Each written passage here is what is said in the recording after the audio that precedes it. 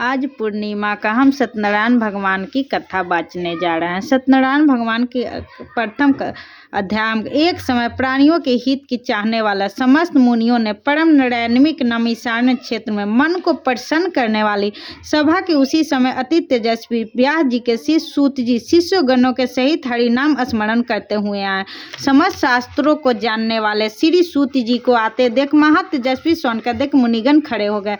सब धर्मों को जानने वाले में श्री सूत जी को तथा परम वैष्णव शीर्षता से पृथ्वी दंडवत नमस्कार करके शौनकादिक मुनियों के दिए आसन पर संपूर्ण शिष्यों सहित बुद्धिमान सूत जी बैठ गए। बैठे हुए सूत जी से शौनकादिक मुनियों ने नमस्कार कर हाथ जोड़ के कहा, हे महर्षि, हे सर्वज्ञ सूत जी, इस कलिकाल में मनुष्य का हरिभक्त किस उपाय से हो वह भगवान कहिए, क्योंकि कलिकाल में सब प्राणी पाप करने में तत्पर और वेदविहीन हो जाएंगे। उनका कल्याण किस प्रकार होगा। इस कलयुग में मनुष्य प्राणों को धारण किए हुए थोड़ी आयु वाले निर्धन और अनेक पीड़ा से युक्त होंगे।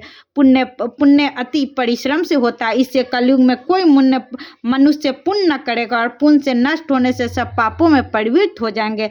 तब तुच्छ ज्ञान वाले मनुष्य अपने सब वंश सहित नष्ट हो जाएंगे। हे सूत जी, किस तरह अल्प परिश्रम में थोड़े धन और कुछ ही समय में पुण्य प्राप्त हो, ऐसा कोई उपाय हम लोगों से वर्णन कीजिए। जिसके उपदेश से मनुष्य पुण्य पाप करता है उसका भागी होता है। पुण्य का उपदेश करने वाला दयावान, कपट रहित, निष्पाप और निर्विरोधी, यह चार तरह के मनुष्य नारायण के समान है। संसार में ज्ञानी होकर जो दूसरों को ज्ञान नहीं देता, उस पर ज्ञान रूपी परमेश्वर प्रसन्न नहीं होते। जो पुरुष रत्न रूपी ज्ञान से दूसरों को संतोष देते हैं, उन्हें मनुष्य रूप धारण किए नारायण ही जाने जाते। हे महामते, ऐसा कौन सा व्रत है जिसके करने से मनोवांछित फल प्राप्त हो, वह हम लोगों की सुनने की इच्छा है। यदि आपकी हे मुनिश्रेष्ठ आप वेद वेदांग के ज्ञाता है, आप जैसा दूसरा कोई वक्ता नहीं दिखता। क्योंकि श्री वेद व्यास जी के आप शिष्य सूत जी बोले, हे मुनिश्रेष्ठ, तुम धन हो, तुम ही वैष्णव के अगर न हो, कारण कि सब प्राणियों का तुम सदैव हित चाहते हो। हे शौनक, सुनो, मैं आपसे उस उत्तम व्रत को कहूँगा जिस व्रत को लक्ष्मीपति भगवान नारद जी से लक्ष्मीपति भगवान ने पूछा था, और जिस प्रकार भगवान ने नारद जी से कहा। प्रथम अध्याय संपन्न। श्री सत्यनारायण भगवान की जय। दूसरी अध्याय शुरू।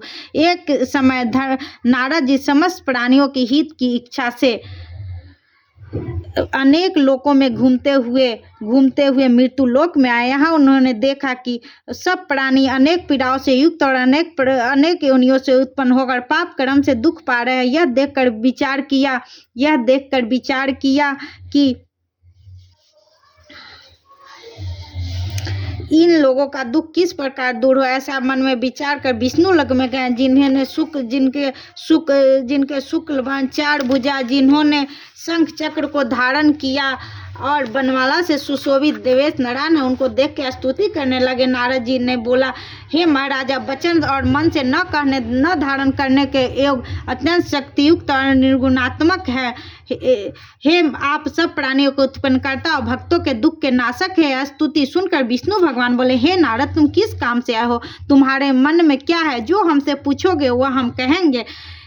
नारद जी बोले, हे नाथ, मृत्यु लोक में सब प्राणी अनेक योनियों से उत्पन्न होकर नीच पाप कर्म से कलेशित हो रहे हैं। महाराज, किस छोटे उपाय से उनका कलेश दूर हो, वह उपाय मैं सुनना चाहता हूँ। भगवान बोले, समझ जनों पे कृपा कर, तुमने बहुत अच्छा प्रश्न पूछा है, जिसके करने से मनुष्य सब पापों से मोह से छूट जाए। मैं ऐसा उपाय कहता हूँ, सुनो। हे नारद, जो व्रत तीनों लोक में अति दुर्लभ है, वह आपके कहने से प्रकाशित कर रहा हूँ। वह श्री सत्यनारायण का व्रत है, जिसको विधि पूर्वक करने से इस लोक में सुख और परलोक में मोक्ष मिलता है। यह स्तुति सुनकर विष्णु भगवान बोले, इस व्रत का क्या फल है, पूर्व में किसने किया था, किस समय यह व्रत करना चाहिए, आप विस्तार पूर्वक कहिए। भगवान ने कहा, इसके करने से दुख शोक आदि नाश, धन धान की वृद्धि और संतान की प्राप्ति तथा सर्वज्ञ विजय की प्राप्ति होती है। इस व्रत में मनुष्य भक्ति श्रद्धायुक्त होकर किसी भी दिन सायकाल में सत्यनारायण का पूजन करे और अपने भाई बंधुओं तथा ब्राह्मणों को साथ धर्मयुक्त सावासेर उत्तम नैवेद्य भोग लगावे। केले का फल, घी, दूध और गेहूं का चूर्ण लावे। गेहूं का चूर्ण न हो तो चावल का चूर्ण अथवा खार मिलावे। सावा पाव अथवा सावा शेर के हिसाब से मिलाकर भक्ति से श्री सत्यनारायण का नैवेद्य भोग लगावे। बंधुओं के साथ कथा सुनकर श्री सत्यनारायण के प्रसाद को अपने भाई बंधुओं के साथ खाकर रात्रि में नित्य गीतान्वित करे दें। तदनंतर सब श्रोतागण सत्यनारायण का स्मरण करते हुए अपने अपने घर जाए। इस प्रकार व्रत करने से मनोवांछित फल प्राप्त होता है। इसका विशेषकर इस कलिकाल में पृथ्वी इससे बढ़कर कोई दूसरा उपाय नहीं है। हे नारद, जिन्होंने इस व्रत को किया था वह कथा सुनो। काशीपुरी में निर्धन सतानंद नामक एक ब्राह्मण क्षुधा पिपासा से दुखित नित्य पृथ्वी पर भिक्षा मांगने हेतु घूमता था। ब्राह्मण पेड़े में भगवान नारायण का दुखित ब्राह्मण का रूप बूढ़े रूप का बनाकर अति आदर से पूछा, हे विप, किस कारण आप पृथ्वी पर नित्य घूमा करते हैं? यह हमारी सुनने की इच्छा है। ब्राह्मण बोला, मैं अत्यंत दरिद्र हूँ, भिक्षा के लिए पृथ्वी पर भ्रमण करता हूँ। यदि आप कुछ जानते हो तो कृपा कर पूर्ण रूप से कहिए। वृद्ध ब्राह्मण, हे द्विशेर, मनोरथ को सिद्ध करने वाला उत्तोत्तम श्री सत्यनारायण का व्रत करो, जिसके करने से मनुष्य सब दुखों से छूट जाता है। वृद्ध ब्राह्मण रूपी श्री सत्यनारायण देव के व्रत का विधान बताकर आप अंतर्धान हो गए। तदनंतर ब्राह्मण सतानंद मन में निश्चय किया कि मैं कल ही श्री सत्यनारायण का व्रत करूंगा।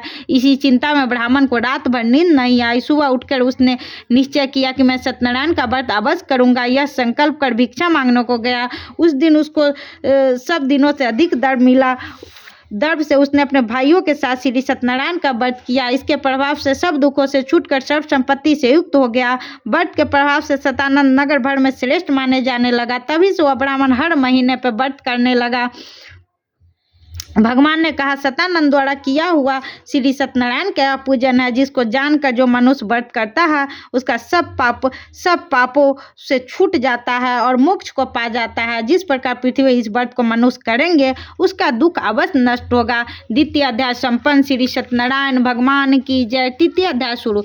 सूत जी बोले, हे शौनक, विष्णु भगवान ने जिस तरह कहा था तुमसे मैंने कहा, दूसरी बात जो हो आप पूछे। शौनक जी बोले, उस ब्राह्मण के बाद इस व्रत को किसने किया वो सुनने की इच्छा है। सूर्य जी बोले, हे मुनियो, जिसने व्रत को किया वो सुनिए। एक समय निज धर्मानुसार जिन बंधुओं के साथ व्रत को करने को था, उसी समय वहां एक लकड़हारा आया। भूख प्यास से पीड़ित काष्ठ के भार को बाहर ही रखकर ब्राह्मण के घर में आकर व्रत करते हुए ब्राह्मण को देखा। नम्रता से हाथ जोड़कर प्रणाम कर बोला, आप क्या कर रहे हैं? इसके करने से क्या फल होता है? यह विस्तार पूर्वक कहिए। ब्राह्मण बोला, मनोरथ को देने वाला, दुख और शोक को नाश करने वाला, सिद्धि को देने वाला श्री सत्यनारायण का व्रत है, जिसके प्रसाद से धन धनादि प्राप्त होता है। यह सुनकर लकड़हारा प्रसन्न हो प्रसाद को खाकर जल को पीकर भगवान श्री सत्यनारायण का ध्यान करता हुआ अपने नगर को चला। आज लकड़ी बेचने से जो भी धन प्राप्त होगा उससे मैं श्री सत्यनारायण का व्रत अवश्य करूंगा। ऐसा मन में विचार कर उसने लकड़ी को सिर पर रख कर जहाँ धनी लोग रहते थे उस नगर को गया। उस दिन उसको सब दिनों से अधिक दर मिला। वह अत्यंत प्रसन्न होकर सुंदर करले का फल, घी, दूध, शक्कर, गेहूं सबको सवाई लेकर अपने घर आकर अपने बंधुओं के साथ बुलाकर विधि से सत्यनारायण का व्रत किया। उस व्रत के प्रभाव से वह धन पुत्र से युक्त हो गया। इस लोक में सुख पाकर अंत में सतलोक को चला गया। हे मुनिगण, मैं और भी कथा उसको सुनिए। तृतीय अध्याय संपन्न। श्री सत्यनारायण भगवान की जय। चौथा अध्याय शुरू। सूत जी ने कहा, राजाओं में श्रेष्ठ उल्कामुख नामक एक जितेंद्रीय राजा था और सदैव देव मंदिर जाया करता था। वह ब्राह्मणों को धन देकर नित्य संतुष्ट किया करता था। उसकी कमल में सुदृढ़ मुख वाली परमुग्धा पत्नी थी। वो अपनी स्त्री के साथ भद्रशिला नदी के तट पर सतदेव का व्रत करता था। उसी समय एक बनिया वहां आया। वणिज के लिए बहुत धन से परिपूर्ण नाव को नदी के तट पर लगाकर आप उतर गया। वह राजा को व्रत करता हुआ देख नम्रता से पूछने लगा। साधु बोला, हे राजन, आप यह क्या करते हैं? वह हमसे भक्तिपूर्वक कहिए। सुनने की इच्छा। राजा बोले, यह साधु अति तेजस्वी विष्णु भगवान का पूजन है, जो अपने बंधुओं के साथ पुत्रादि प्राप्ति की इच्छा से किया जाता। बनिया नमस्कार कर बोला, हे राजन, इस व्रत का मुझसे कहिए, मैं भी करूंगा, कारण कि मेरे भी संतान नहीं है। इस व्रत की अवश्य होगी। वह व्रत की विधि जानकर अपने घर में आकर अपने स्त्री से यह संतान पद कहा और यह संकल्प किया कि जब मेरे घर संतान होगी तो मैं अवश्य इस व्रत को करूंगा। थोड़े ही समय में उसकी स्त्री लीलावती अनंत चित्त से गर्भवती हो गई। उसने 10वें मास में अति निर्मल एक कन्या को उत्पन्न किया। जैसे शुक्ल पक्ष में की चंद्रमा बढ़ती है, उसी तरह प्रति कन्या पृथ्वी को प्राप्त हुई। अपनी स्त्री के साथ बनिया ने कन्या का जात कर्म कर कलावती नाम रखा। एक दिन लीलावती अपनी स्वामी से मधुर वचन बोले, पहली का संकल्पित व्रत आप क्यों नहीं करते? साधु बोला, हे प्रिय, इसके विवाह के समय मैं इस व्रत को अवश्य कर लूंगा। इस प्रकार स्त्री को समझाकर वह बाहर चला गया। इधर कलावती अपन पिता के घर नित्य बढ़ने लगी। एक दिन धर्म के साधु बनिया ने सखियों के साथ खेलती हुई लड़की को विवाह के योग देख दूतों को बुलाकर कहा, विवाह के निमित्त कन्या के लिए योग वर खोज के ले आओ। साधु की आज्ञा पाकर दूत कंचन नगर में गए। उस नगर से एक बनिक पुत्र ले आकर साधु के पास आए।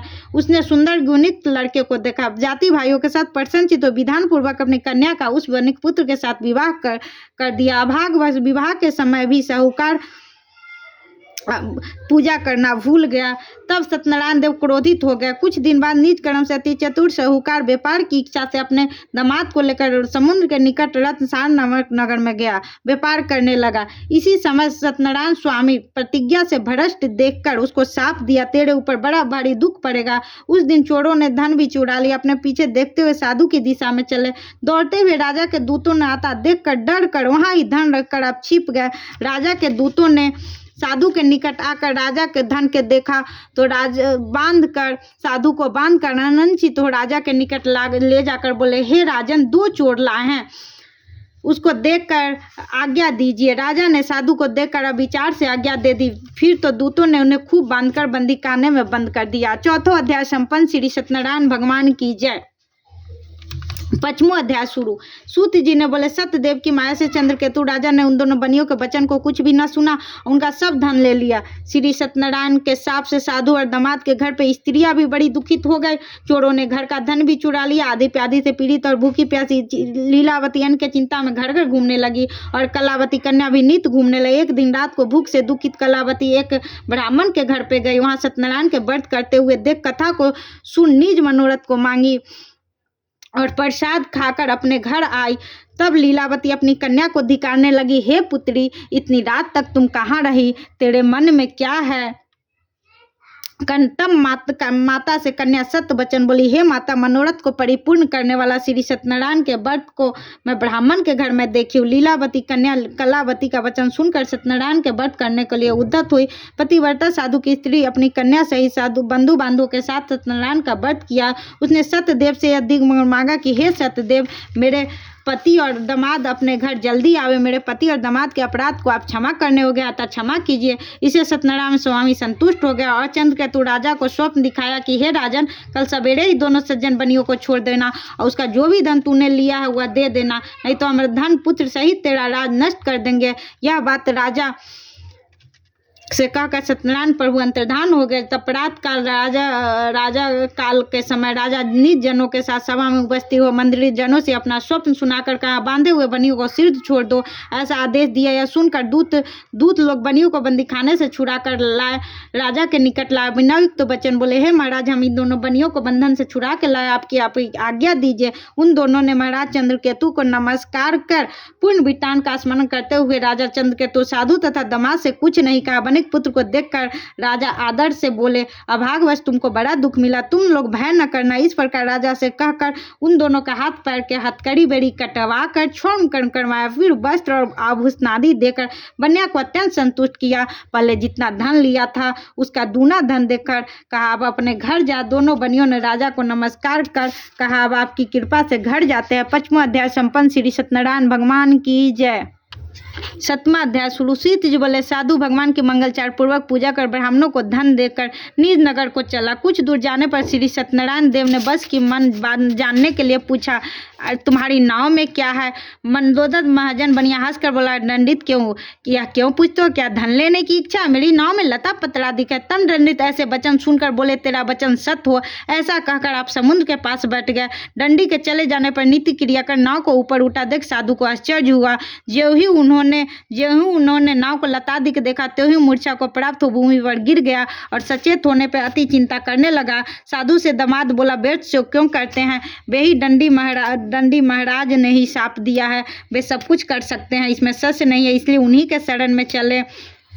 क्योंकि मनोरथ उन्हीं से सिद्ध होगा। साधु दामाद के वचन सुनकर दंडी के पास गया और दंडी को प्रणाम कर भक्ति से देखकर आदरयुक्त वचन बोला, जो मैंने आपसे कहा था उस अपराध को आप क्षमा कीजिए। यह कहकर बारंबार नमस्कार कर शोकाकुल हो गया। तब दंडी उसको रोते हुए देखकर बोले, रो मत, मेरी वचन को सुन। तू मेरी पूजा से सदा मुंह फेरते रहता है और मेरी इच्छा से हे दुर्बुद्धे तुझे बारंबार दुख मिला है। यह वचन सुनकर साधु स्तुति करने लगा। साधु बोला, स्वामी आपकी माया से मोहित ब्राह्मणी देवता भी आपके अद्भुत गुण और रूप को नहीं जानते। आपकी माया से मुग्ध मैं आपको कैसे जान सकता हूँ। अतः मैं हमारे ऊपर प्रसन्न हो जाइए, मैं यथा विवाह पूजन करूँगा। मैं आपके शरणागत हूँ, मुझे पहले वाला सब धन दीजिए। इससे भक्तियुक्त वचन सुनकर भगवान संतुष्ट हो गए और मनोवांछित वर देखकर वहीं अंतर्धान हो गए। साधु नाव को यत्न से सहज कर परिपूर्ण पे चढ़ गया। सत्यदेव की कृपा से मनोरथ पूर्ण हुए। यह बात अपने स्वजनों से कहकर यथा विवम पूजन कर सत्यदेव की कृपा से बड़ा हर्षित हुआ। नाव को यत्न से सहज के अपने देश को चल दिया। अपने नगर के समीप साधु आकर दामाद से कहने लगा, वह मेरी रत्नपुरी देख। यह ऐसा कहकर उसने धन की रक्षा करने वाला दूत को वहां भेजा। हुआ दूत नगर में आकर साधु की धर्म पत्नी को देखकर प्रणाम कर बोला, ग्राम के निकट दामाद सहित बहुत से इष्ट मिष्ट के साथ धन लेके आ गए हैं। दूत के मुख से ऐसे वचन सुनकर साधु की स्त्री बड़ी हर्षित हुई। सत्यदेव की पूजन कर कन्या से कहने लगे, मैं जाती हूँ, तुम भी सिद्ध व्रत समाप्त कराओ। लड़की की इस प्रकार वचन सुनकर जल्दी व्रत समाप्त कर प्रसाद को भूल से न खाकर अपने पति को देखने चली गई। इसे सत्यदेव ने क्रोधित होकर उसके पति को नाव सहित जल में डुबो दिया। कलावती कन्या अपनी पति से न देखकर बड़े शोकी से रोती हुई भूमि पर गिर पड़ी। साधु से कन्या भी अति दुखित देखकर डरे हुए मन से कहा, यह क्या हुआ। नाव चलाने वाले भी चिंता करने लगे। तब लीलावती कन्या को दुखित देखकर अति विहील होकर रोने और अपने पति से कहने लगी, वे कैसे इसी क्षण नाव के साथ कैसे अलचित हो गए। न जाने किस देवता के अनादर से नौका जल में नहीं दिख रही है। सत्यदेव की महामत को कौन जान सकता है। यह कहकर वो अपने जनों के साथ विलाप करती हुई कन्या को गोद में लेकर रोने लगी। और कलावती भी स्वामी को न देखने अति दुखित देखकर पति के पादुका लेकर सती होने की इच्छा करने लगी। कन्या का यह चरित्र देखकर धर्मक साधु बनिया स्त्री के साथ अत्यंत शोक से युक्त होकर विचार करने लगा कि सत्यदेव की माया से मैं बारंबार चला गया हूँ। अब यथाविवश श्री सत्यनारायण का पूजन करूंगा। इस प्रकार सबको बुलाकर कहने लगा और पृथ्वी पर गिरकर साष्टांग दंडवत किया। इसी पर दिनों के पालन करने वाले सत्यनारायण भगवान संतुष्ट होकर भक्त वत्सल सत्यदेव की कृपा से आकाशवाणी हुई कि तुम्हारी कन्या प्रसाद को त्याग कर पति को देखने चली है। इसी कारण इसका पति अदृश्य हो गया है। यदि वह पुनः जाकर प्रसाद भक्षण कर आवेगी तो पति को निसंदेह पावेगी। कन्या का आकाशवाणी सुनकर सीधी घर जाकर प्रसाद को भक्षण कर अपने पति को देखा। तब कलावती संतुष्ट हो अपने पिता से कहने लगी, अब सीधी घर चलिए, विलम्ब न करिए। कन्या का यह वचन सुनकर साधु दामाद से ही संतुष्ट होकर बहुत बंधुओं के साथ धन और बंधुओं के साथ अपने घर गए। उस दिन से वह हर महीने और संक्रांति पर विधि पूर्वक श्री सत्यनारायण का पूजन करने लगा। इस तरह सुख पाकर वह अंत में सतलोक को चला गया। फिर सूत जी कहने लगे, हे मुनि श्रेष्ठ, मैं आपसे और भी कथा कहता हूँ। 6वां अध्याय संपन्न। श्री सत्यनारायण भगवान की जय। 7वां अध्याय शुरू। 7वां अध्याय शुरू। सूत जी बोले, प्रजा पालन के तत्पर एक तरुध्वज नामक राजा था, जिन्होंने सत्यदेव के प्रसाद को त्यागने से अति दुख पाया। एक दिन उसने वन में जाकर मृगादि अनेक पशुओं को मारा और पीछे आकर बट वृक्ष के नीचे श्री सत्यनारायण भगवान का पूजन देखा, जिसको गोप लोग बंधुयुक्त संतुष्ट चित्त में करते थे। अहंकार से राजा न वहां गया न सत्यदेव को प्रणाम किया। जब वे गोप राजा को प्रसाद देने लगे तो राजा ने प्रसाद नहीं लिया। तब वे गोप वहां प्रसाद को रख कर चले गए। इस तरह प्रसाद का अनादर करने से उसने अति दुख पाया। उस राजा के 100 पुत्र थे, वे मर गए और धन धान भी नष्ट हो गया। तब राजा ने अपने मन में विचार किया कि सत्यदेव ने ही धन नष्ट किया, इसलिए मैं वहीं जाऊं जहां पूजन होता था। यह विचार कर वहां जाकर हीरो के साथ वह भक्तियुक्त होकर श्रद्धायुक्त होकर विधि से उसने सत्यदेव का पूजन किया। तब सत्यदेव के प्रसाद से धन पुत्रादि युक्त हुआ और इस लोक में सुख पाकर अंत में सतलोक को चला गया। जो प्राणी अति दुर्लभ इस सत्यदेव के व्रत को करता है और भक्ति युक्त होकर पवित्र फल देने वाली कथा को सुनता है, उससे सत्यदेव के प्रसाद से धन धनादि प्राप्त होता है। दरिद्र धन पावे, कैदी छूट जावे, भड़ियात भय से छूटे, इसमें कोई संशय नहीं है। इस पुनीत व्रत को करने से प्राणी सदा सुख पाकर अंत में सतलोक को जाता है। सूत जी कहते हैं, विप्रो मैंने सत्यनारायण के व्रत को आप लोगों से कहा, जिसके करने से मनुष्य सब दुखों से छूट जाता है। विशेषकर सत्यदेव की पूजा कलिकाल में फल देने वाली है। उन्हीं को कोई काल, कोई सत्य, कोई परमेश्वर, कोई सत्यनारायण, कोई सत्यदेव कहेंगे। सत्य रूपी विष्णु सनातन कलयुग में अनेक रूप धारण कर सबको वंचित फल देने वाले होंगे। हे मुनीश्रेष्ठ, जो प्राणी इसको पढ़ता या सुनता है उसके संपूर्ण पाप सत्यदेव की प्रसाद से नष्ट हो जाते हैं, इसमें कोई संशय नहीं है। इसी तरह सत्यनारायण भगवान का कथा संपन्न हुआ। जय श्री सत्यनारायण भगवान की जय।